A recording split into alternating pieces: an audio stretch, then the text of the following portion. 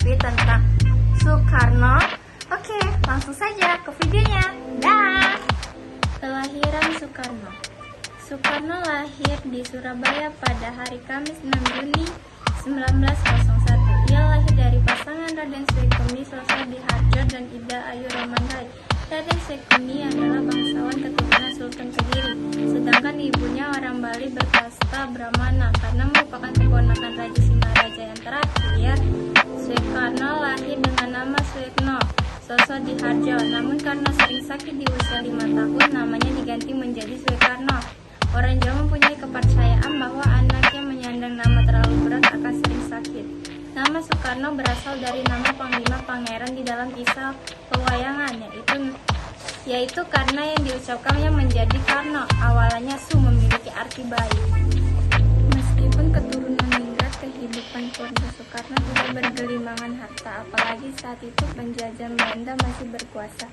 Namun ia masih bisa bersekolah di sekolah Belanda pada tahun 1908. Ia lalu berpindah ke Eurofles Lagare School yang berada di Mojokerto. Ia menamatkan pendidikannya sekolah dasar pada tahun 1919. Selanjutnya Soekarno melanjutkan pendidikannya di Hongreburger School di Surabaya atas bantuan teman ayahnya. Soekarno mendapatkan ilmu yang luas dan sering bertemu tokoh-tokoh perjuangan seperti Agus Salim, Alimin, dan lain-lain. Soekarno pun mulai aktif dalam kegiatan perjuangan seperti Tringkoro Darmo yang kemudian namanya menjadi Jong Java.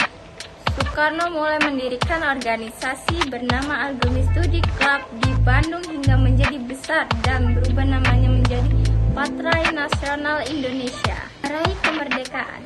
Setelah aktif dalam pergerakan perjuangan, Soekarno kemudian terus diawasi Belanda hingga berkali-kali diasingkan. Salah satu penyebab Bung Karno ditangkap adalah saat berpidato di Yogyakarta dengan lantang menyebutkan Belanda imperialis. Pada tanggal 29 Desember 1929, Soekarno dipenjara di Sukamiskin. Di sana ia menulis sebuah pledoi yang dikenal sebagai Indonesia Menggugat. Ia dibebaskan pada tanggal 31 Desember 1931. Setelah itu dia beberapa kali diasingkan seperti ke Flores dan Bengkulu. Masa pengasingan justru membuat dirinya semakin kuat dalam melawan Belanda. Ia membuat rencana-rencana dan gagasan untuk menunjukkan kemerdekaan. Setelah masa pendudukan Jepang, Soekarno dibebaskan pada tahun 1942. Jepang pun memanfaatkan Soekarno dan sejumlah tokoh untuk menarik perhatian masyarakat Indonesia. Setelah melalui berbagai perundingan, Jepang dan para tokoh Indonesia sepakat membahas kemerdekaan melalui sidang BPUPKI dan PPKI. Rupanya tokoh muda tidak begitu senang dengan kemerdekaan yang diberikan oleh Jepang. Mereka menginginkan Indonesia merdeka bukan dari pemberian. Tanggal 15 Agustus 1945 sekitar pukul 22.00 terjadi perdebatan antara Soekarno dan pemuda di Jalan Bengkasa Timur nomor 56. Khairul Saleh meyakinkan Soekarno bahwa ribuan pasukan bersenjata siap mengusir tentara Jepang untuk melakukan revolusi.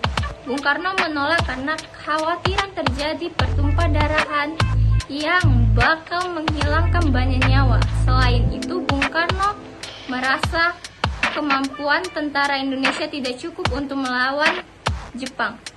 Akhirnya pada hari ini 16 Agustus 1945, Bung Karno dan Bung Hatta terpaksa diculik para pemuda ke Dengras Dengklok. Bung Karno pun didesak untuk segera memproklamasikan kemerdekaan. Sempat terjadi perdebatan. Akhirnya Bung Karno memilih untuk memproklamasikan kemerdekaan pada 17 Agustus 1945. Mereka lalu kembali ke Jakarta, yakni ke rumah lama Laksamana yang berani menjamin keselamatan para tokoh.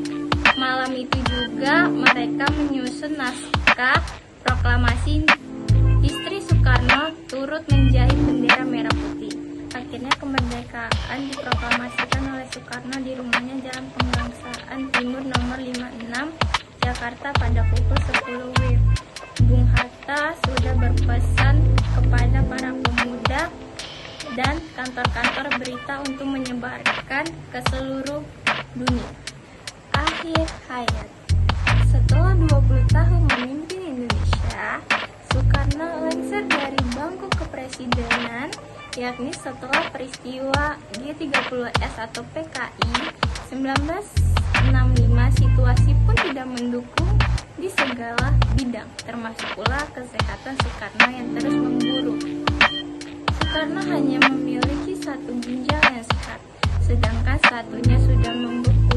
Sempat bertahan 5 tahun, Soekarno akhirnya wafat pada 21 Juni 1970. Soekarno sempat dirawat ke RSPAD Gatot Subroto untuk mendapatkan perawatan hingga menghembuskan nafas terakhirnya. Oke, sekian dari saya. Terima kasih. Sampai jumpa di next video. Jangan lupa di